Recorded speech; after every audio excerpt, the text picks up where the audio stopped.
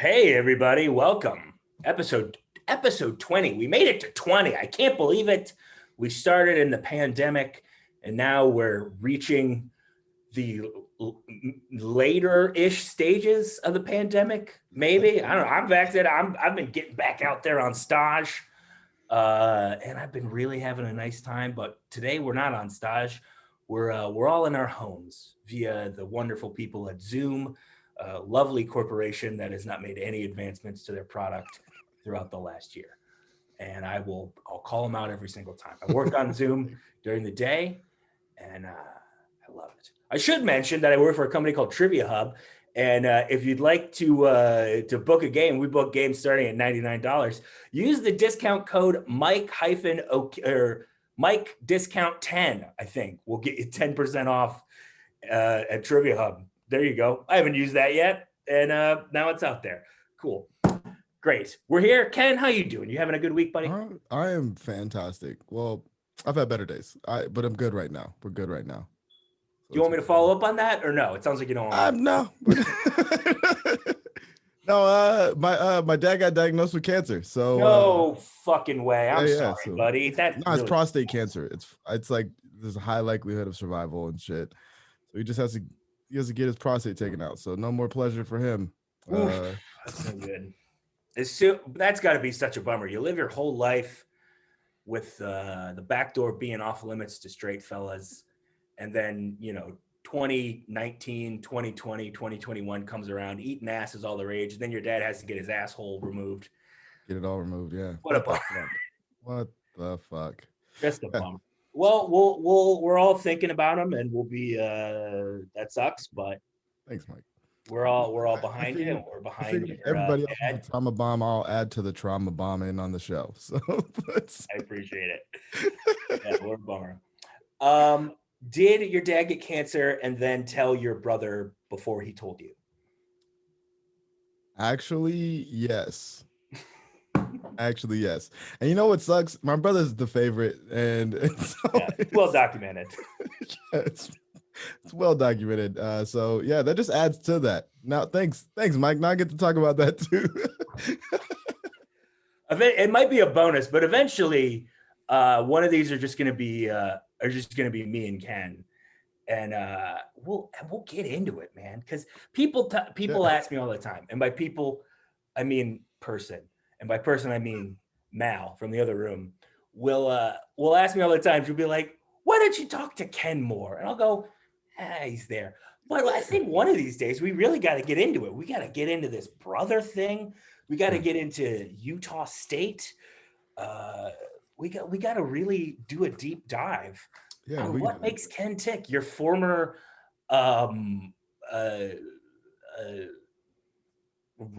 militant radicalism against white people with your fists. Former. Make sure that's noted that it was former. It was in the past. It's no longer. It's all love and hugs and fist if you want them up the butt or something. But like we're. Listen, the last time someone got a fist in the butt, they got prostate cancer. So let's not do it anymore. No. Jon Torres is here. Welcome in, John. Hey, thanks. I wasn't sure if I was allowed to talk. I was like, oh man. Yeah. Well, here's what happens. I try not to introduce the guest, and then I like to lose track of time, and then bring you in a way that can only be described as insulting. That's all I like to do. No, that's totally fine. I'm used to it, Yeah. And Ken, I'm right there with you. I'm also not Dad's favorite. I already know it because he kidnapped my older brother once, and not me. So, oh no, yeah, that's crazy. I'm unkidnappable, I guess. I'm like Home Alone running around the house. They're like, John's booby trapping the house. We're not going to be able to catch his little ass. Do you want to kidnap John? You mean the loud one? No, I don't. Yeah. The one that doesn't stop talking? No, he's going to get us popped right away. He knows Morse code. He knows smoke signals. We do not need him kidnapped in our place. You mean the kid that already smokes? No, I don't want to kidnap the kid that already smokes. No. were you like me and you had a beard in 5th, 6th grade? Basically like 8th grade summer, I just showed up to high school a man, and people were like, "Ooh, wow, oh, okay." And then I would get in trouble all the time because all boys Catholic high school, they're like, "You need to shave." Yeah. So pretty big bummer. Middle school, they did not make me shave, but they should have made me shave. Does that make sense? Totally. Yeah. Like I remember I shaved, and then the next morning I came in and my face it looked like I got into a boxing match. Nice. Like it looked like I got the shit kicked out of me. And they're like, you know what? You just don't shave. It's fine. I was always jealous of those of the kids that had bad acne because they wouldn't make them shave, and I was just like, why not now, God? I just want to not have to shave every day. Just give me some zits and I'll give them a note. Yeah. Man, there's like a month where I had horrible skin, and then it stopped. That's a great story. Huh? Yeah, way to brag about it, Dick. Yeah, what the heck? 1 month, dude? You gotta, what did you do? What did you change up? Did you change up soaps? Did you switch to Dove? Like, what's the story behind this, Mike? No, he just started washing his face. That's what that is. It really all was. There was a Neutrogena like soap that I used for a month, and then it stopped, and that's all it was. Oh, shout out to Neutrogena. Oh. Yeah, I did that, and then I stopped. Here's what I would do. I would do a pizza face mask every night. Put a pizza toppings down on my face, and I would let it sit there for about 45 minutes to about 3 hours. And then I eventually stopped doing that, because I get tired of eating my way out, and I was gaining weight rapidly. A lot of weight. A pizza a night, not even using your hands, that's gonna balloon up. Oof. Jon is a good man who, in addition to being a very funny stand-up comedian, who runs a show called Don't Tell Me here in Chicago, and a podcast called Bric A Bracket, which I was on a test episode on, and we deemed that Kenan and Kel was the best Nickelodeon show of all time. Jon also helped me paint a table. Ken, when are you going to come over here and help me paint some tables? I've never got that invite. So thanks, Mike. I know I'm Stop your. by. You know the address. Stop by. Stop by with a can of Sherman Williams. Yeah, I like that you just described me as the Earl Shy of fucking stand-up comedy. They're like, yeah, Torres will come over, tell a couple jokes, paint your table. Yeah. You're a lot like you're like a bit of a Johnny Appleseed when it comes to this kind of stuff. You're like, can I do the show? And they're like, we're booked up. And you're like, what if I fixed your car? Can I do the show then? What if I level the stage? I'll get it so even. No one's gonna fall off. You ever fallen off stage? Mm-hmm. Either of you guys? I have not. I've almost. So my clothes are all run around the stage, and like if it's a bad stage, why? Because this actually happened in Austin. I split the stage. Like I kicked part of the stage out from underneath me, basically, and almost fell. Like that's no good. Yeah, it's kind of scary, but we got through it. Okay. And Jon, you've never fallen on stage. You're solid as a rock up there. Not in my own accord. I fell off stage dodging a beer bottle once. Awesome. What happened? Why did that happen? Where did it happen? Made someone angry in the southwest suburbs of Chicago, and then just a Bud Heavy coming right at my dome. And your boy has good reflexes, but I'm not as balanced as I used to be. And I took one step to the left, and there was no more stage to the left, so I just kind of fell right off. That's amazing. But you know what? No beer bottle to the face. Did you get back on stage and finish your set? It was basically towards the end, and then I just started making fun of the guy. I was like, this guy's too drunk, he can't even hit me. And then a bunch of people started laughing, and I got the fuck off stage as quick as I could. That's a good call. Do you of the beer bottles that are thrown, I'd say probably about 97% are Bud Heavy. For sure. You think it might have to do with the people that drink Bud Heavy? 100%, Jon. I think it says that on the back. It's like right by the nutritional things, and it says also good for throwing. That's what it says. It doesn't say please recycle worth 10 cents in Delaware. It says good for throwing. Yeah. Most dynamic bottle in the game. Aerodynamic. It's got physics about the aerodynamics of it. Yeah, that's why they were the first ones to make those aluminum cans. They're like, we got to do something about these Bud Heavy throwers. Yeah. I fell off stage out of anger once. This is a very weird story. What the fuck does that happen? Like a tantrum? Miami, Oklahoma, in which it was a casino, and what I like to call a scary part of the country, where it's like a very, very, very stark divide between the white part of town that has money and the Native American part of town that has been neglected for years and years and years and years and years. A lot of mattresses in front yards, these kind of things. And the casino where we were doing the show was like right on the native side, but it was mostly white people who came to the shows and were terrible, horrible shows. I have no problem saying that. I don't think they do comedy anymore. And if they are, stop doing it, please. I can't believe assholes go to casinos. Right? Isn't that crazy? Who knew? Yeah.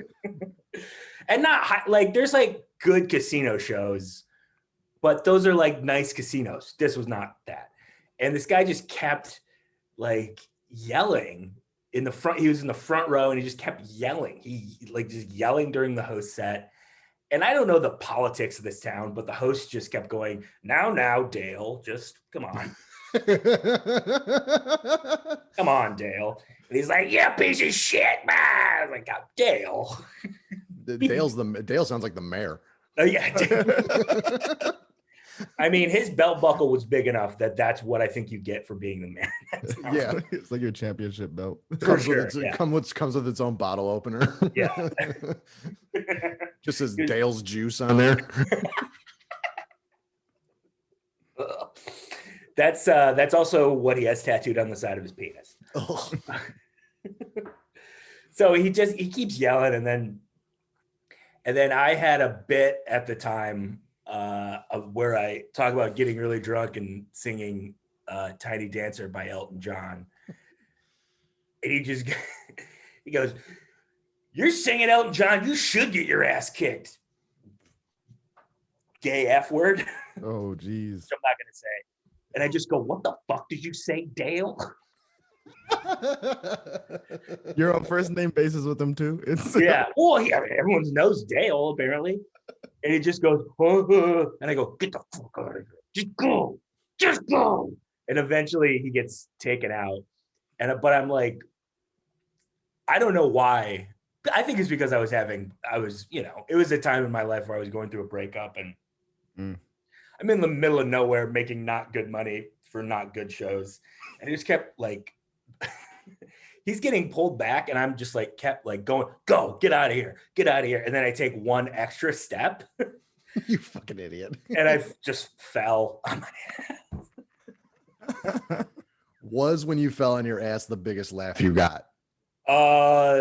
No, because I think everyone was just like, they're worried. They were worried because I think Dale had like a history of this. Also, only time I've ever been escorted to my car by security from the club. I love those shows. Those reevaluate your life shows. Those are the best. Yeah. And this is also like, I'm 25. It's like really at this fulcrum of like, are we going to keep doing this? Or what? I think we're going to keep doing this. And I think that only happened because Dale didn't murder me. Yeah. Mm-hmm. That's also a town where murders will just drift away into forgottenness. You know, that's not a police department that's got a quota to make. They are there forever. I guarantee Dale's the sheriff. Fucking. Oh, yeah. He's cooking the books for sure. Also, they don't tell you this in Oklahoma, but most of the beer there is like 2%. It's like Utah. It's very similar. And so I didn't know that.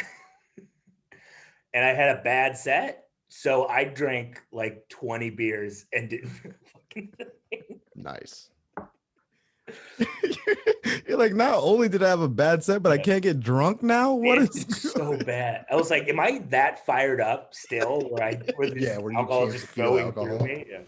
It's like I pissed 80 times, but I'm not drinking at all.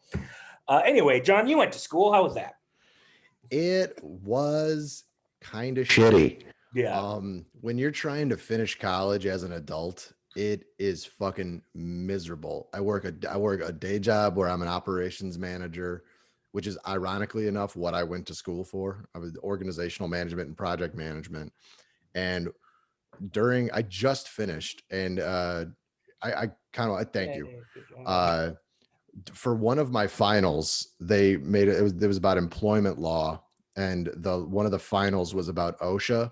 I'm a 24-hour OSHA certified like inspector and technician. Yeah. And for the final paper, all I did was send in my OSHA certificate from the University of Florida, and the teacher passed me. I was like, I'm not writing you a 10-page paper on this bullshit. Amazing.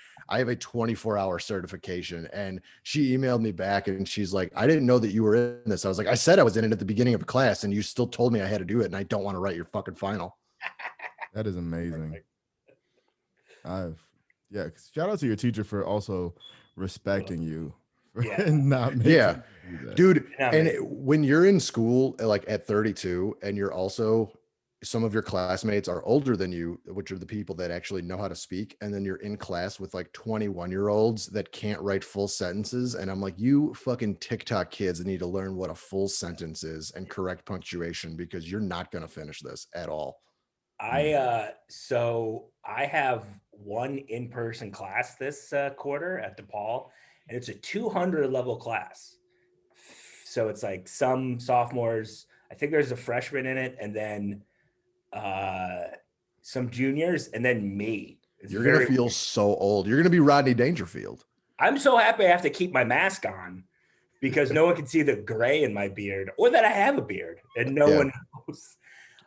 But they don't, it's very odd how little they care. I've noticed. Oh, dude, that it's so weird. I'm like, you're paying for this, right? Yeah. It totally comes back and you have to pay for this. Yeah. Like the economics of it doesn't even register to them. They're like, oh, I have to go to this thing. And I'm like, guys, we're doing it, huh? We're doing school. This is great. We're fucking learning. And they're like, I'm hungover. It's like, it's 12. I was never hungover at noon in my 20s. Never. I was bummed that I didn't get to play college room bingo now, because like, okay, you got your bingo sheet on and it's like, okay, try to notice when anybody snorts an Adderall, try to see when someone's sneaking a beer, try to like just the alcohol and drug use of them trying to get through their day. And I'm just like, you guys have no idea. You don't know what's ahead of you in adult life. Yeah, like it only gets worse. Yeah. Yeah, this is the tippy top, you guys. This is the zenith of enjoyment, and you're just over there wearing sweatpants. How dare you? Yeah. The rest of it is all online, and I don't have any, like, there's not like a dorm I live in or anything. I just feel like all of my gossip is about 300 years ago. Like everything I talk about is like, Mal will be like, oh, how was school? I'll be like, yeah, this Thomas Jefferson guy is a piece of shit. He's like, did you hear about Watergate? Yeah. She's like, yeah, I heard about it. I'm not too wild about this Ronald Reagan fella neither. Oh, can you say Ronald Reagan again? Ronald Reagan. The actor? Yes. Every time. So where you grew up on the old South Side down there? Hey, John? Yeah. What was going to school down there like? What kind of schools were you going to? Paint a picture for me. So I grew up in a place called Burbank, Illinois, which is right next to the south side of Chicago. I walked 2 blocks and crossed a main street and you were in Chicago. So it's all old school bungalow houses and stuff. The schools by us were not very good, which is why my mom sent me to private school. And when I graduated 8th grade, I wanted to go to public school because I wasn't too nuts about all the religious stuff. I was never a very religious person. And the high school that I would have went to, I took the entrance exam there and stuff for placement. And then a thing came out about how a bunch of kids dropped a book or dropped a trophy case on a teacher. And my mom's like, yeah, you're not going to that school. Whoa. Yeah, there were some badass kids. It was not a good school. What do you mean? Like, I You don't know those, so you know those giant glass trophy Yeah, the cases glass that you see in the that hallway. hold a ton of trophies. Yeah, How There did was they- a fight or something, and then a bunch of people tried to break it up, and then they just fucking dumped it right on everybody. Holy shit. Did Yeah. anyone die? No, but a lot of people got hurt from what I heard. I probably mean, a lot yeah. of cuts. Yeah, Yeah. the glass alone is, Yeah. man, that's nuts. Yeah, I would imagine it looked a lot like an Extreme Rules wrestling match by the end of fifth period. I was about to say that's a Nick Gage special right there. Mhm. Nuts. So what you didn't end up going to that school then, eh? No, I went to the private school near me in Chicago, St. Lawrence. Okay. And it's funny because my girlfriend now, who I live with, she's in the other room. She went to the sister school. We actually knew each other in high school, but we never really talked or hooked up or did anything. And we met years later, and we've been together ever since, which is fun and weird at the same time. That is nuts. My But, buddy. Oh, sorry. Her school closed down, so now my old all boys Catholic school is now co-ed. Ooh. That's cool. Yeah. Bet you missed out on that. I wish That's I wish I could have experienced that, but it was also very nice to just be a pig every day and not have to care how you looked. You'd wear the same uniform shirt for like 5 days in a row until they're like smelling you out. Yeah. Teachers would go around and they'd be like, "Who's the stinky kid today?" My buddy John Fitzpatrick, who's one of my best friends in high school, and who now works on reality TV shows now. Very, very weird career, but he's very good at what he does. He wore the same pair of pants for all of sophomore and junior year. He wore the same pair of like dark brown khakis Every day. every day, and he'd wash them every weekend. That sounds like the most frugal child I've ever heard of. You know what? You know what? That is an element to it that blows my mind. Where I'm like, I bet they weren't doing fine financially. Let's get a second pants, Fitzy. What are you doing, baby? Also, no growth spurt. Good for him. Eating healthy, not gaining any lbs. Good for this guy. You drank a lot of coffee. Oh, okay, yeah. So he's That just keeps you from. I don't know. If you pooping it out right away. Wow.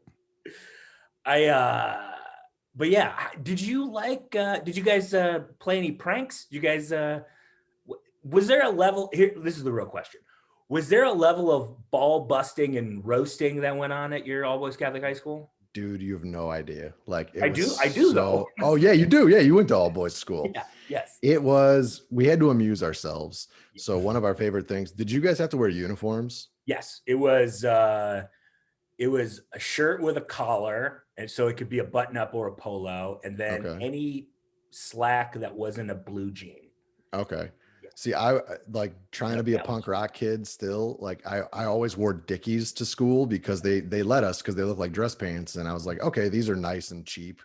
Yeah. And but like people that would wear like Dockers, like people that had the big belt loops, we would always have to have our shirts tucked in. So we would zip tie the people that fell asleep in class to their chairs. And when the bell would ring, they would get up and just be stuck to the chairs. And one of our teachers, he was my favorite teacher. I talked about this on my podcast when we did it with Adam Caden Holland, as Mr. Croc. He was like our AP English teacher, and he was my journalism teacher for the school newspaper. We would do it in his class all the time, and they're like, "Aren't you going to do anything?" He goes, "Don't fall asleep in my class. Here's some scissors." Yeah, there you go. And we would also we came up with this prank called sacking, where you would take the so you know how when you have a notebook, there's cardboard on the back of the notebook. Well, you would make a giant ball sack, and you would cut it out, and you would put a hanger on it, and then you would just hang it on somebody's belt loop, and they walked around looking like they had truck nuts on their back, and no one would ever know. It would be hilarious. Like they'd be walking by the dean's office, and you'd be like, "Simmons, You got balls on your back again. just the level of embarrassment from this dean was awesome. That's great. I love that so much. You guys did like crafts with your pranks, which I think is very admirable. Oh yeah. Ours was just this kid started to do something called the bean dip. The bean dip. We would just he'd just do that to your nip. Yeah. And then that like ran rampant throughout our school. Really? Yeah, where everyone would just bean dipping each other. I'm giving your school tap? No sack taps. No, We never did lots a of sack tapping. Yeah, we got creative with it because my junior year they gave us big lockers, and there was this little dude. His name was Greg Harlan.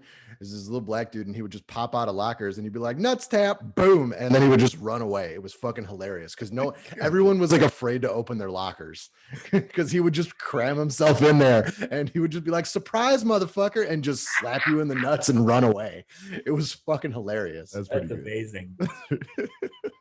Would it just be that, or we would do that, but you not just like that hit him in the frequently. nuts. Like I do have one story. We made one teacher's life a living hell. He was our drafting teacher. What? And, yeah, we had drafting in school. This is how What much do you mean? they did not give a shit. Like they tried to teach us data. What's They tried to drafting? teach us like wood drafting. like data CAD, like programming stuff to learn about architecture. Oh, It was like one, but we had these old shitty computers that only read because I use data CAD for my job now, like trying to figure out door swings and measurements of rooms and heights of ceilings and shit like that, where you would make layouts of homes and businesses and shit. It was actually kind of valuable if that was something you wanted to do. You'd start at an early age.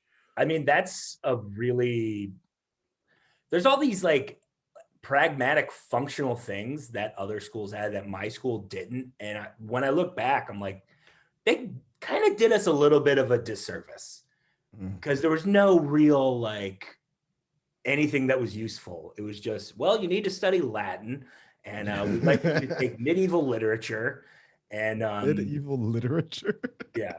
yeah, classic literature. Man, I like the fact that I've read the Odyssey, but I still need to pay someone to do my taxes for me. I think that's dumb as fuck.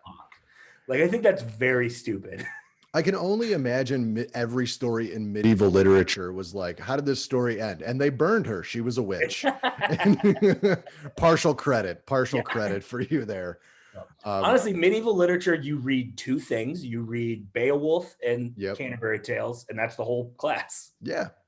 And that's a whole semester. Yeah, reading at a 5th grade level in high school is always the best too. They're like, read this one chapter this week. Like one chapter, it's 8 pages. Yeah. Fast forward now to grad school where I have to read a book a week. Yeah. We really prepared you for grad school. But we're definitely not going to teach you how to change the tire on your car. We learned we're not stuff going to like do that. any of that. It's like, can we get one shop class just so I know how to use a lathe? Yeah. You know? Like I know this is the South Side of Chicago. I know 40% of my graduating class is going to the union this week after graduation. Like they're going to sign up and they're going to buy a house at 22. Unbelievable. So we made this one teacher's life a living hell because he looked like Kirk Cameron. Yes, Mike Seaver, Kirk Cameron. Kirk Cameron now or Kirk Cameron? Kirk Cameron when he was doing his weirdo like Christian videos. If you remember those. Of course, do I remember? He's still making them. Yes, but he looked so much like Kirk Cameron, and he hated the fact that we knew that. They're like, "Oh, these kids don't know what growing pains is," and I was one of the first people. I was like, "Man, you look like Kirk Cameron," and he just goes, "Fuck," like in class.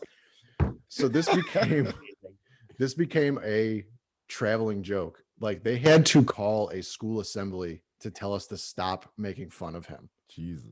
That's the worst thing they could have done for that teacher. We started getting cardboard cutouts of Kirk Cameron that we would put all over the school. And that's fucking hilarious. We put one in it. We put one in his car. Like we figured out how to break into his car.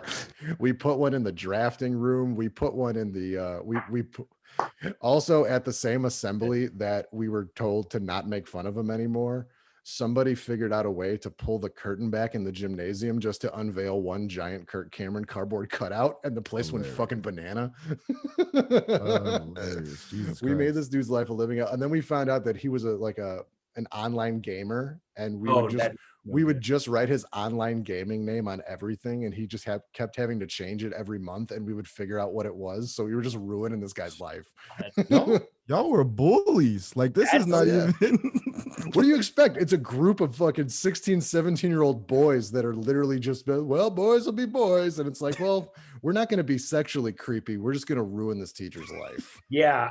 I think when you don't have the female element there, I think you channel that energy into doing crazy nonsense like this. Dude, farting in class became such a problem that people would just deduct points from tests. Like, you would hear, and one teacher would be like, points. Who was that? Points.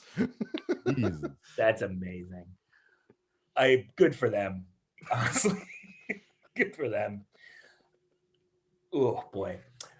There was a Spanish teacher at our school, his name was Matt Hayash, but he made everyone call him Senor Hayash. And that's not what you should do if you're a white guy Spanish teacher. No. Don't demand that level of respect. And he was a bit of a musician. And his first year at the school, he recruited a band of students to play with him at the school battle of the bands. Wow, what a against fucking like loser. all high school. What a loser! Right? 100%. What a loser. Huge loser. And was he like, it's cool, I'll buy you guys beer after the show? Yeah, no, not even that. And every single assembly, people would see him and then pretend to play air guitar at him. Oh, that's fucking awesome. Which is just like, hey, what's up, dude? You guys were just Bill and Tedding your own teacher? That's fucking hilarious. 100%. Yeah, he was a fucking dork. Yeah, I shouldn't say that. He was a huge dork. Yeah. But I'm sure he was a nice. I never had him because I was in honor Spanish, you guys, and now I can tell you nothing in Spanish. I bet. Can't speak a lick of it. Yeah. I speak a little bit of it. I know kitchen Spanish, and I think that's all. I need. But yeah, that dude Matt Hayash. I really wonder what he's doing now. He's probably in his 50s by now. And in this band with some 12-year-olds. Yeah. Yeah, he's like yeah. That happened like before I started. Like that was when I was in 8th grade. But I still know the story, and I think that really speaks to the legacy of how lame that was. What was the name of his band? Chico Blanco. Oh, Hablando? Of course it was the Matthew Hayash Experience, of course. I like Chico Blanco Hablando, which means white boy speaking Spanish. Nope, the Matthew Hayash Experience was the name. Man, I'm gonna go Pandora and see if I can find that channel. Oh, please. Yeah, we'll put the Spotify link in the show notes. Perfect. Dude, you want to know what our Spanish teacher had us watch in Spanish class? Muzzy. Scarface. Whoa. I'm not even fucking joking. You definitely went to school in Chicago. Yeah, south side of Chicago. Yeah. He was like a crazy socialist dude too, because he's like, well, the backstory here is because, the Camaristas, they were coming in here, and he goes, so you came here, and he came here for a better life. That's why he's a hero. And I'm just like, oh, pump the brakes here, Senor O'Connell. God damn. Senor O'Connell. We had, and then the rest of my teachers, though, all credit due to my high school. The rest of my teachers were Hispanohablantes, like native Spanish speakers. I think I've talked about this teacher before, but Father Bartolome. No, oh my God, I'm gonna text Steve right now, and I'll get his name. But he was the same. He was like the chaplain for the football team, and he headbutted a kid who had his helmet on, and he got blood. It's the same. Oh yeah, you said you did that story on the podcast. Yeah. But he would. He drank the craziest thing I've ever seen anyone drink. He would drink. I can't believe. Like now that I'm, like I still can't believe it. It was 12 years ago. he would drink a shot. It wasn't in like a shot glass, but it'd be like maybe 2 ounces of milk and Mountain Dew together. Ugh. Isn't that crazy? Ugh. And he'd have to shoot it like a car bomb. It was the weirdest fucking thing I've ever seen. With him being associated with football, I thought you were gonna like get into like tuna and milk or some shit like that. Like I was thinking like blood. I was thinking I like honestly thought you were blood. He'd bleed and then rub it all over his face like Brock Lesnar. He's doing the hype up speech before the football game and he's just Ric Flairing himself. He goes, "Yeah, come on, woo!" You gotta give it the old poke and twist, and you're right in there. Did you, as far as like curriculum and actual schoolwork go, did you like anything? Did you excel in anything? Did anything, pump you up? What were you like into? I loved writing. I always hated math. I was in all AP honors classes in high school, except for math. I was in remedial math, except for geometry, because if it's angles and has anything to do with building shit, I went from honors geometry to remedial algebra 2. Oh my Lord. Like within the same like couple months. It's made me feel really bad. I'm sitting in there with kids that can't tie their shoes, and I'm like, fuck. Father Buenteo was his name. Father Buenteo. He was nuts. He was a really good teacher though, and he was great. That was also the class where before school, a kid hit another kid with his car, and then they were in that class together later that day. Like on purpose, like aggressively? No, they didn't mean to, but they definitely like hit. I think they like had a little bit of a fender bender in the parking lot, and like a fight happened because of it. And then fight gets broken up, and then first period, they have to be in the same class together, which is like, dude. I used to drive my neighbor home. She lived like around the corner from me. She was a year younger than me, super hot. Yeah. And I never had a chance, never even tried. But she went to the sister school next door. I decided to meet up with her. She meet me in my car. And one day my English teacher, I think it was it Rezik or Richter or some shit like that. After I was getting out of class, he was like, "Who is that?" And I'm like, "Oh, that's my neighbor." He goes, "Dude." He's like, why are you with such a hot girl? I was like, why do you think a high schooler's hot? And he goes, this conversation's over. Good for you. Good for you. Good for you. That's exactly how that should go. Exactly how that should go. I was so bad at chemistry, which is the science with the numbers. Yeah. I was so bad at it that they didn't let me take physics.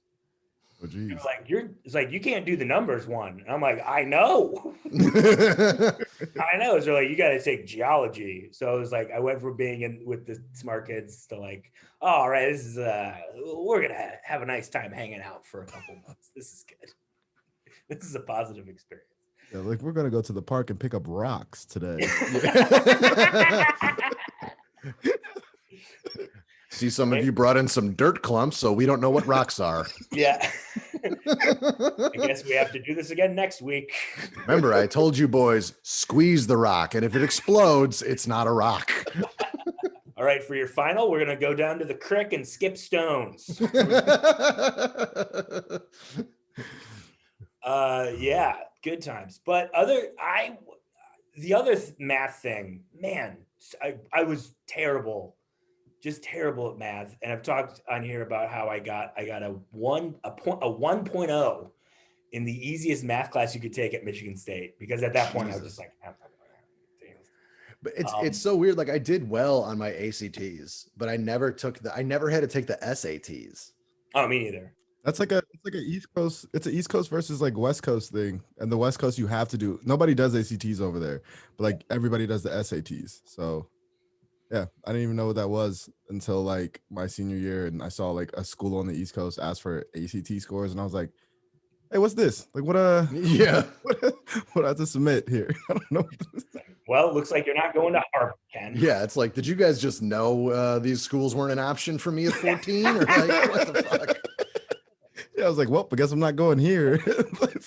They put you on a list since kindergarten. They're like, adding an extra clap in bingo, not college material. Not good at cheering, shoes routinely untied. You will not be a lot of Kool-Aid around the mouth on this kid. He is not going anywhere. That was a thing where I remember this kid, Stefan Gatt, who went on to star in some questionable films. Are they adult films? Yes, but the kind of adult films where you don't really know who the audience is supposed to be. I watched one of those not too long ago when I was sick with COVID. You accidentally watched Oh no, I watched it on purpose because it was fucking hilarious. It's called The Sexorcist. And I was I'm just like, this is weird. Yeah. And me and my girlfriend laughed the whole time. And it's like, is this doing anything for you? She goes, no, it's pretty bad. And I go, yeah, it's pretty awkward, right? I'm gonna go watch it. Go for it. Put that on, get a babysitter, have fun. That's gonna make that thing with your dad just melt away. Talk about escapism. No, it was like, I don't know whether it was for ladies to watch or for dudes to watch. Does that make sense? Yeah. Anyway, not the smartest kid in the bunch, and he tried to sign up to take the SAT, and the guidance counselor was like, "Come on, you don't need it." Wouldn't you rather take art? Like, yeah. You don't need it. Everyone's in their SAT prep courses. He's over there making fucking hand turkeys for Thanksgiving. They're pretty good, huh, coach? Not a coach. Kid's dumb as a rock, but he hits like an adult. We got to get him out there. Let's give him C's for everything. We got a big game this weekend. We can't have our star hitter down. Yeah, he didn't play football though. He wrestled, and I think he was one of those kids who started like taking MMA when he was 16. That like, sounds would go to the gym, like the MMA gym, with like adults and fight them. Which, what a world! The fact that that's an option seems crazy, right? Yeah, it doesn't seem right. Like, I don't think you should be able to beat up kids like at a gym. Like, I feel like that's not. There's probably be rules in place for that. Yeah. You ever hang out with kids? I mean, come on. Like, oh no, I fully think you should be able to beat up kids. I think that like I just don't think that it should be in a public place where other people can see it. That's what's the motto of that gym? It's well, they signed the waiver. That's the motto of our gym. Just like a bunch of angry dads, like they can't hit their kids, so they go there. You want to know why they can't hit their kids? Because it's the week and they don't get them till the weekend. That's every other Saturday. They call that training time before we get the kids. Show these kids who's boss. I love it. So writing, you liked writing. Did you do like creative writing? Yes. English guy? What were you doing? Yeah, I was I wrote for the school newspaper. I wrote for the AP journalism class, which was super fun. I originally went to school to be a writer and then immediately dropped out because I wanted to chase my dreams with music. And I found out that chasing my dreams with music worked out as well as if I would have finished school as a writer. So that's why I finished school at 32 in something that can actually make me money, or at least attempt to. But I always loved it ever since I was a kid. I would write short stories, and it was anything where you got to be creative. I hated stuff where there was a definitive answer unless it was history or science, because I loved that science debunked. Going to a religious school where science obviously debunked anything with God was hilarious to me. And when you would ask questions, they're like, I can't answer this anymore. It's like that scene in Donnie Darko where he's like asking about time travel, and it's like, I can't continue this conversation. Yeah. And loved history, man. I had a crazy ass like ex-Vietnam teacher. His name was Mr. Fry, and he picked on kids so well. It was awesome. All right, this is sounds like a great guy. I want to hear more about him. What was what time period did he teach? And how would he pick on these Poor young boy. Just making fun of you for not knowing. He like if there was more than one kid named Bob in our class, he would just give him nicknames. Like that was one was Billy Bob, one was Silly Bob, and then it stuck with them all the way to senior year. Oh yeah. He taught world history, military history, and then his military history class was fucking rad because he would have us build models of wars, and it was just badass. And then like if there was days where we didn't want to do anything, we would just try to get him talking about Vietnam, and he would go off until the bell rang. I love it. Was he like in the movie Back to School when Sam Kinison just freaks out? Dude, it's borderline. And he had a real high pitched voice. He goes, "Do you boys know what it's like to be in a foxhole?" And he's just like, "Oh, this is my new favorite class." He's like, "We're 15. Yeah. And they're like, he's like, I was there. he's like, "What are you having a panic attack about? You can't die in here." And I'm just like, "Oh, fuck." Amazing. We had a teacher named Mr. Rumburger who was not in Vietnam. Yeah, it's Weird name. Rumburger. I go down to Chili's and I get the Rumburger. It's half price on Thursdays. It's a delicious sandwich. He was not in Vietnam. He was not in any war, but I think he was diagnosed as having some sort of mood disorder. And one day, he was also one of the baseball coaches, and he had a baseball on his desk and he would just like fiddle with it when he was teaching. And one day he just flipped out. He just goes, "You don't know what it's like." And then he whipped the baseball at like the file cabinet. The weirdest thing I've ever seen. And it was like, all right, cool, man. Like, I don't know. I don't know what this is like. I'm convinced like it's like anything except baseball, maybe. I don't fucking know. Boys, I'm convinced that Mr. Fry had a Vietnam flashback when we were talking about Vietnam and military history. Oh, because I don't know if he won the Pulitzer Prize for teaching or if he had a flashback during this day in class, because he was telling the story and he like moves his desk and puts on his army helmet and gets behind there and he's holding a ruler like it's a gun. And it was the most taught I've ever been, where I just like, man, Vietnam sounds badass when we walked out of there. And when we left, he did not seem okay. He was like weeping on the floor. Yeah. He's just running around with like a medical kit. He's like, I gotta suture the boys up. Telling you about like Charlie's on the hill. Charlie. Oh, he would fuck around with this whenever there would be a pop quiz, and he would be like, "Guess what today, boys? Charlie got the drop on us," and he would just pull the thing up, and he'd be like, "Pop quiz." That is amazing. And unlike comedy, you can just steal things in teaching. I'm taking that. Yeah. All right. Yeah. That's going in the repertoire. Did he? Was there a point where he would just start naming all the different ways to eat shrimp? No. Okay. I like the idea that he's so into Vietnam, he just starts doing Forrest Gump. It's like, all right, boys, today we're going to try to make my concoction from when I was in a POW camp. Yeah. And haven't been able to create the spices right in the States ever since 1972. But Lieutenant Torres, you ain't got no legs.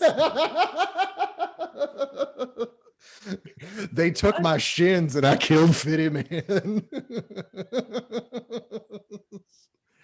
I was supposed to die over there. Yeah. My dad was in Vietnam and pretty well. He did okay when he came back. He didn't have any sort of like flashbacks or PTSD or anything. But he would occasionally just tell a very boring story about Vietnam. And like, I kind of feel let down by it. Like every other Vietnam dad is like, they had us pinned down, it was a foxhole, and I threw a grenade and we got out of there. And my dad was like, you know what? I would have a glass bottle Coca-Cola every morning, and it was nice. And like that was my dad's Vietnam Like, story. what did you do while you were there, Dad? Were you a chef? Like, what was? Yeah. He was like, actually, it was a vacation. I wasn't actually on tour. Long. Yeah. My friends would be like, Mr. O'Keefe, did you kill anybody in Vietnam? And my dad would be like, well, I shot my gun. I don't know. It's like, He's like, I drew a you at lot the of maps when I range? was over there. I drew a lot of maps. Yeah. But no, my dad's job was air defense. And when you're fighting a guerrilla war against a rebel army, there's not really a whole lot of stuff you have to shoot out of the sky. So Dude, I think he did a lot of hanging out, but my yeah, buddies- we're still very proud of him. My buddy's uncle was a frogman in Vietnam. Frogman, is- what's that? So a frogman. Half man, half frog, Ken. The Army's secret weapon. Honestly, Well, Hoppy Steve was getting it in. he's still green. They dyed him. The Army dyed They him dyed him green. He's a killer on St. Patrick's Day, though. Oh my God, he's so fucking... He hasn't bought a drink on March 17th since the fucking Since he came back. A lot of guys get the Purple Heart. They gave him the green. Those big beady eyes that are really far away from each other.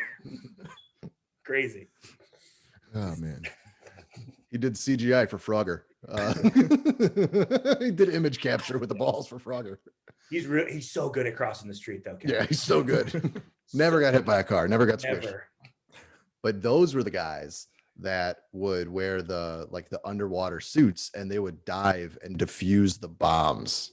Ugh, Oh shit. It was intense shit. He had some rad stories about Vietnam. that's nuts. Yeah. Because whenever you see like an old Vietnam vet and they have a tattoo on their forearm and it's always of like it's a frog swimming and it's got like military garb on it, that's how you could always tell when there was the frogmen, is that was like a badge of honor. Those guys always got the tattoo. My dad got a tattoo of a glass bottle of Coca-Cola.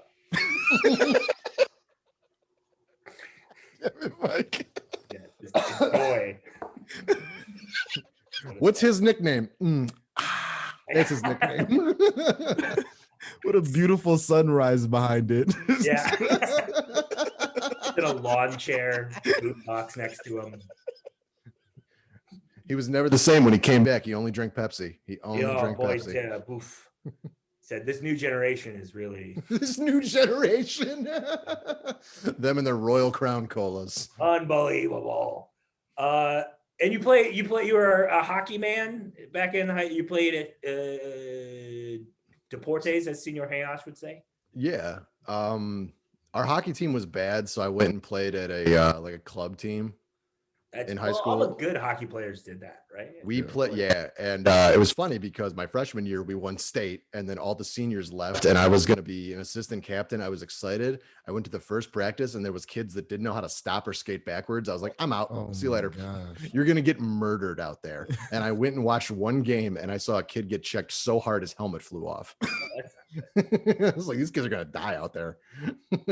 But I was for the school teams, soccer every year. Big soccer player. Fucking loved it. Nice. Soccer big in Chicago? Is like that like is it actually competitive out here? So there is a lot of soccer. It's a big soccer scene because of the giant Latin population. Yeah, and European. So it's basically it's such a hodgepodge of like Polish, Eastern European people, Ukrainian people, Russian people, and then it's all like a lot of Mexicans and the big soccer community for there, especially when they'll do like the international matches at Soldier Field. I went to one of those. I think it was Mexico versus Ireland, and it was like everybody was ready to just kill each other. It was intense. It's like we're going. Me and a friend of the show, in front of me, David Rader, are going to see the Fire in a couple weeks. Nice. Fire games are fun. I'm excited. You can get there on the train. They're at Soldier Field now instead of fucking Bridgeview or whatever. Oh, you mean the giant arena that they built for them in the middle of nowhere suburbs, Illinois? So dumb. It's the dumbest place stadium in the country. It is. With that said, during COVID, we went to drive-in movies out there, and it was lovely. Nice. Lovely. I did get to play soccer on that field. No It's way. Yeah, it's super nice. At the Dick's Sporting Goods Arena or whatever it's called. Yeah, whatever the fuck it used to be called Toyota Park. I think it's the StubHub Center. That name. But that's cool. The fucking Glade plug-in arena or whatever the fuck it's called now. Tampax Field. The Smooth Balls Arena. they're blowing up. Yeah, they're coming for us. Smooth my balls, baby. Smooth my ball. Hey, if you're a podcaster out there and you're listening and you've been approached by the Smooth My Balls Corporation, let us know. And let us know how smooth your balls are. Yeah. On Twitter, for example. See, we're already doing ad reads for them. That's guerrilla marketing right there. Oh, yeah. Well, it's guerrilla radio. Yeah. That doesn't mean anything. We just talked about guerrilla warfare. Now we're talking about guerrilla radio, and now we're talking about guerrilla marketing. A lot of guerrillas. Rage Against the Machine. Ken, your thoughts? Like them? Love them? How do you feel? Love about what? Rage Against the Machine, the band? Oh, I don't know. Is there an option to not know him? That's it. Is there an option to not know him? Yeah, sure. I wish I had that option. Hey, I like Rage, man. Yeah, they're fine. It's that one guy, Ted Cruz's favorite band. He loves them. Not enough bag. No, it wasn't Ted Cruz. What was it? He retired. What the fuck was that guy's name? I don't know. I know who you're Took talking the about. Pictures where he's lifting weights in a ball cap. The politician, Republican guy. I was going to say that's every Republican. No. Arnold Schwarzenegger. Arnold Schwarzenegger. No, he's from Wisconsin. Ben Shapiro? No, Congress. Mal. She's not even here. Wisconsin. I'm gonna look this up. I'm so sorry, but I need it's. If you give me a second, I can at least make fun Paul of Ryan. It's Paul Ryan. That, he was like, my favorite band is Rage Against the Machine. I listen to it while I'm lifting weights. And Tom Morello was like, stop listening to our band. You have no idea what the machine we are raging against. Yeah. I was gonna say not enough. So what was the name of the outfit? I know you played the bass guitar, the old 4-string. Yeah. What kind of stuff did you play? How'd you start? What's that whole journey like? Yeah, just tell me about it. Oh, playing music? Yeah, playing music. Started playing music really young. It was just something that I took to. We always had instruments around the house. We had a piano and some guitars and stuff. My mom's musical. And I just gravitated towards the bass, started learning, took a bunch of lessons. My guitar teacher was a real cool dude. Like when I couldn't take lessons from him for a month because his band ended up going on tour with Guar. And I went and saw them at the I think it was either the Riv or the Aragon, and it was just so cool because like I got to meet Guar like as a kid, which was rad as fuck. Yeah, Ken, and for the listeners who don't know, Guar is this like kind of metal. How would you describe their music? Because I don't think their music matches up with. It's a hodgepodge of music. They were started as like a joke because they wanted to deliver political anthems, and they're like, we'll just be space monsters. Yeah. And like their concerts, they spray people with blood, they chop people's heads off. They're all dressed in these crazy costumes where they look like ridiculous. Yeah, they look like ridiculous monsters. And they look kind of like punky-ish metal. It's like they used to be like a ska metal band, and then they ditched the horns and all this other stuff because at one time there was like 20 members of Guar. Jeez. Yeah. And they'll have crazy names and stuff. It's very fun, and they'll play every Riot Fest for forever. Yeah, even though the singer died, and then they just replaced him with another guy. Yeah, which that's what the fuck? You looking him up right now? Yeah. You looking him up right now? There you go. That's the usual reaction to Guar. It's like, whoa. Yeah, I remember the first Guar song I heard was a song called "Meat Sandwich," and it's about how devastating mass-produced meat is for the planet. There you go. And no one ever really notices it because the song is so damn catchy. It's just "Meat Sandwich." The first Guar song I heard was on a compilation called "Short Music for Short People," which was 100. I think it was 130-second songs by punk bands. Nice. The whole thing's on YouTube. It's a really fun comp. But their song on that is called Fish Fuck, about how they want to fuck a lady with a fish. And that was their song. But to get back to your answer, I started getting more serious with music, and it started to make me realize, oh, this is what I want to do. I can go back to college anytime, and I dropped out. Yeah. And the band I was in, we traveled a little bit, got to play the Metro, which was really cool. A couple other big venues in Chicago, but then it all just fell apart because we were with a couple of people in the band were really lazy. Like they thought we were bigger than we actually are. And it's like, no, we still have to work for stuff. You shouldn't be getting high in the van before a show right now. You should be helping us set up the equipment. What was the name of the outfit? Ferrison. Say that again. Ferrison, Ferrison. We played music that was kind of like Taking Back Sunday kind of genre of music. A little bit of heavier rock, so a little bit of Every Time I Die thrown in there, meshed together. Cool. Probably can't find anything online. It's been I was asking because I was checking Spotify. Nothing on 12 years. Oh no, this was far before Spotify. No one's gonna put that on Spotify. Attaboy. Yeah. Also, let's leave that buried. Would you guys watch the movie Ferris and Bueller's Day Off before you play? Anyway. Yes, we would. You didn't need to answer it. I appreciate that you did. And then finally, you go back at 32. What's that like? What brought you to that decision? And I went back at 29 because they had just finished. So 4 years of college in like 2.5 years.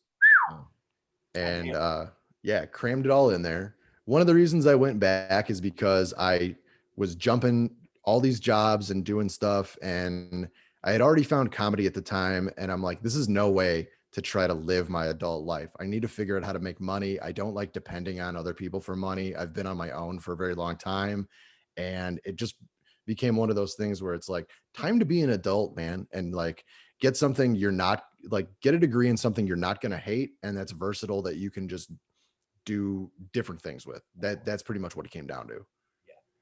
Yeah. Definitely. And the thing about stand-up comedy is that I don't think it's easy to be good at stand-up comedy when the only thing you're doing is stand-up comedy. Yeah, you have to live your life. Yeah. Unless you're like a famous dude or in a predicament where you can make 100% of your living off of stand-up, which is like, I don't know, maybe 0.002% of comedians. Yeah. You can make like a decent living off stand-up comedy. I think having to sell out for it, I think is kind of antiquated in my opinion. And having another avenue to express yourself and to live your life, and most importantly, to make a little bit of scratch, is very important. Oh yeah, like benefits for a job. Like, oh, I don't have to be worried about going completely broke and selling my plasma in order to get this tooth fixed. Fuck yeah. That was I remember when I first got like a regular day job after being on the road for about 3 years after I graduated. And the first time going to the doctor when I wasn't scared to go to the doctor. Yes. Where I'm like, anything he says, I can pay for it now. This is amazing. I don't got to be careful with which questions I ask him. Like, yeah, it's not like when you go to get your oil changed in your car and they're like, actually, you need your air filter replaced. And you're like, nope, just the oil. That's all I want. Leave the rest of it alone. Exactly. Like, fuck you. I got a vacuum at home. I'll fix that myself.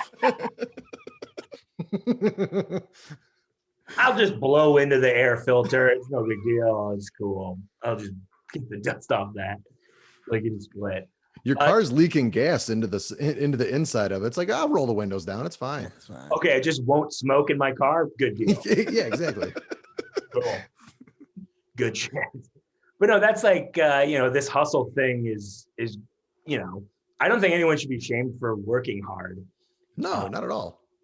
But I do think there is a level of like, if you're just going to open mics and doing stand up for other comedians, 8 nights a week. Yeah. Eventually it's a snake eating its own tail. And that's not, I don't know if you've ever talked to a snake, but they don't like eating their own tail. No. I don't know what happened to shame.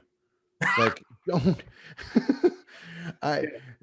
everyone shame yourself every once in a while. Yeah. I feel like everyone's very people love putting themselves over in this day and age. And rightly so. I mean, we all have so little after a year inside where I think a lot of people probably mentally need the serotonin rush from being like, I'm great and everything I do is great. So I understand that, but also, you're not that fucking great. Well, the other thing is like trying to do comedy during a pandemic, even now, even though things are opening back up, it's still not the same as it used to be. Rooms are at, half capacity or quarter capacity or whatever.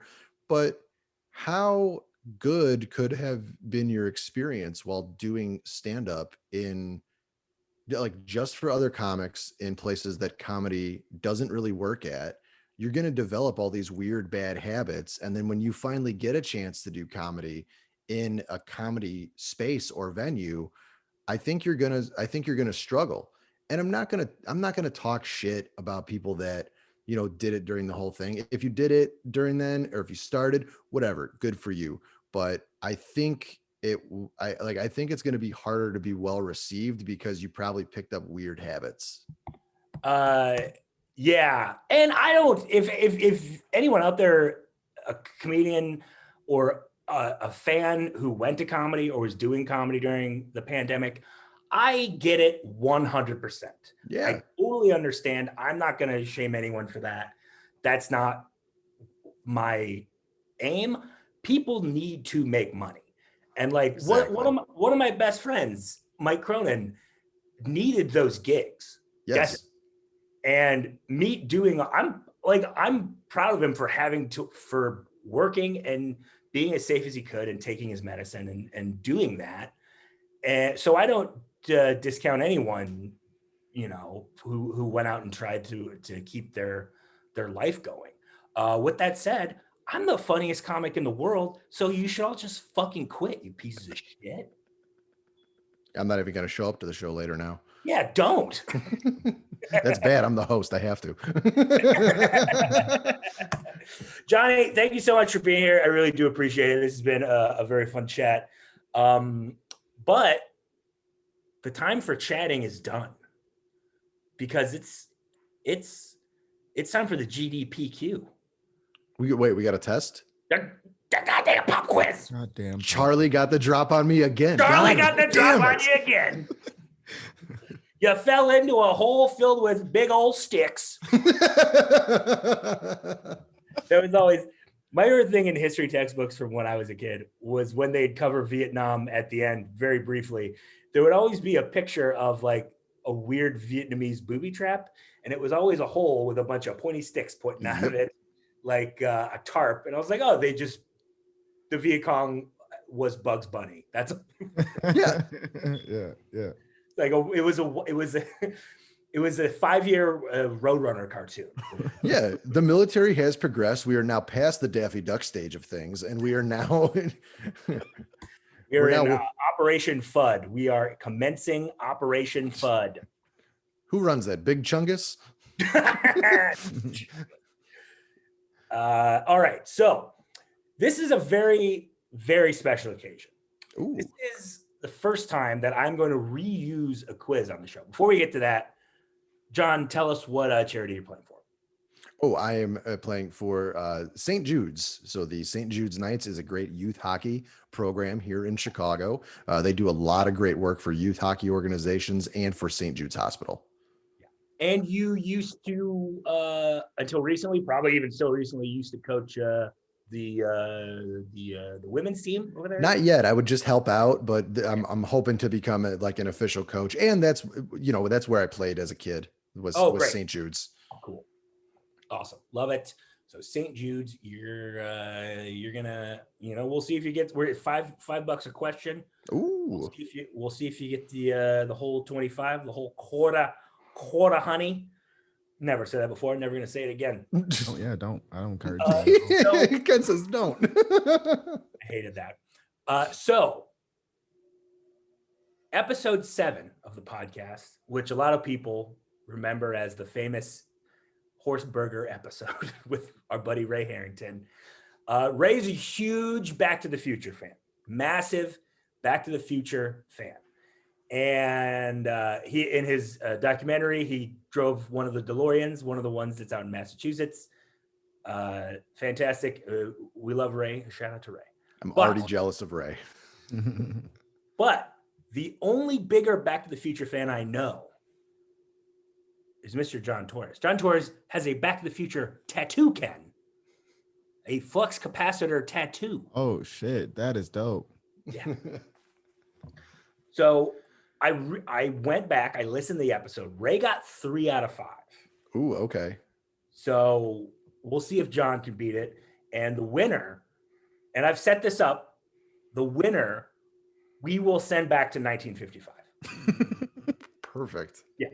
I've done all the science. All the science. Me and Chris Lloyd are hanging out. We've done it all. And you're going to go back. You're going to get to meet Goldie Wilson in his restaurant days. You're going to get, you're not going to have a tab unless you order something.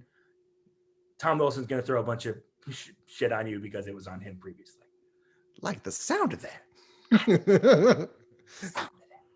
So here we go. Here is our BTTF QUIZ here on ES. Well, this is such a dumb show. Here we go. Question number 1. What did they rename the Twin Pines Mall in part 1? Lone Pines Mall. That is correct. This is going to be a dunk. This might be our first ever. This is the first perfect score, easily. I can feel it. I love it. Fantastic. 1 for 1 so far. $5 to these young hockey kids. Old man Peabody owned all of it. That he did. Do they still have arcade games at hockey arenas? Yeah. Bubble hockey's still huge at ice rinks. I love it. Man, I had a bubble hockey game in my house. Oh, I'm so jealous. I've always wanted one of those. Yeah, it was an awesome gift when you're an only child. Yeah, I was like, not a lot of time to play it. Yeah. Just there by yourself. Literally the dumbest. I have a joke about it. I say foosball on stage. Not enough people know bubble hockey, and that's on the bubble hockey promotional industry. Well, that's because a Czech's bubble hockey table was $2,000.